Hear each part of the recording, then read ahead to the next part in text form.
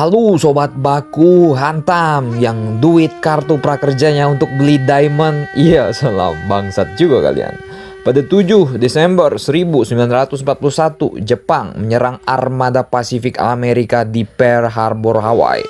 Serangan Pearl Harbor ini melumpuhkan sebagian besar armada kapal perang Amerika dan menandai dimulainya secara resmi keadaan perang antara Amerika dan bala tentara Nippon.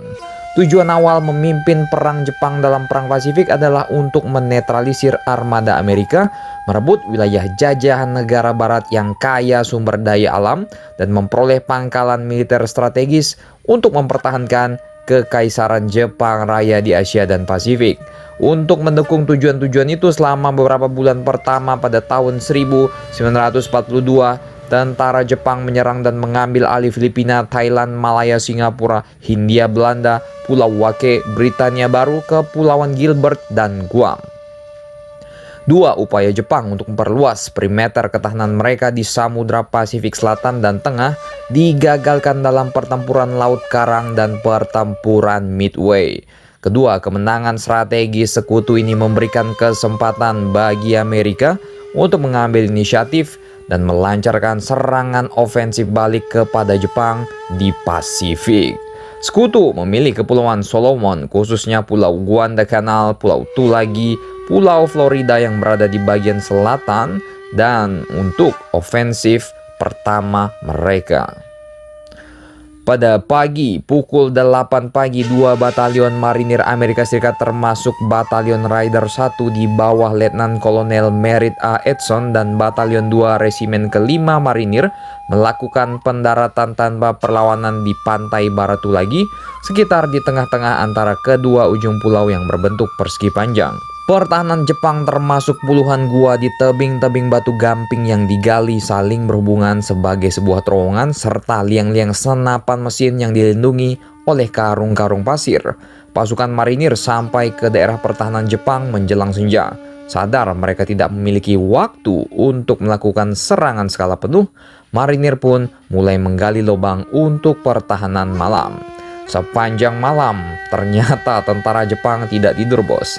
Tentara Jepang menyerang posisi marinir Amerika sebanyak 5 kali, dimulai pukul 22.30 malam.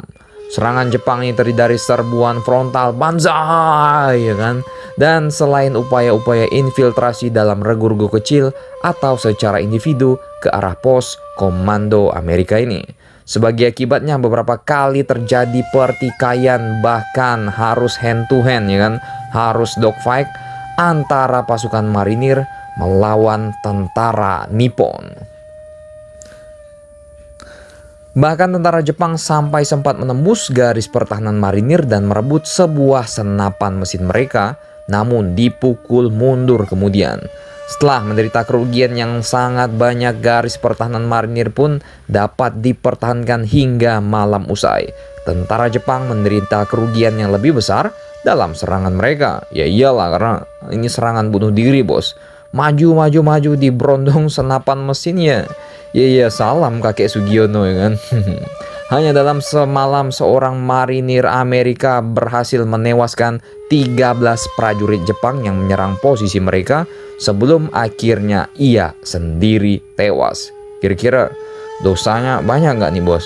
Tapi di perang nih. Masuk surga apa neraka nih? Iya, salam. Posisi pertahanan Jepang satu demi satu pun dapat dihancurkan dengan peledak dari Amerika.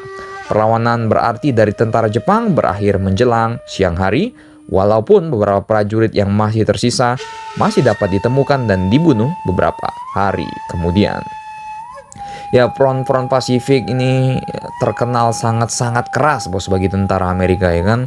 Bahkan menimbulkan korban jiwa yang membuat Amerika sampai harus menggunakan Little Man dan Fat Boy agar mempercepat agar mempercepat Kaisar Hirohito waktu itu untuk menyerah, ya kan, untuk tunduk kepada Amerika. Bagaimana menurut kalian tentang sejarah pertempuran Tulagi ini dan pertempuran Pasifik? Silakan baku hantam kalian. Di samping mie babi langganannya Pak Tojo di Tokyo. 万歳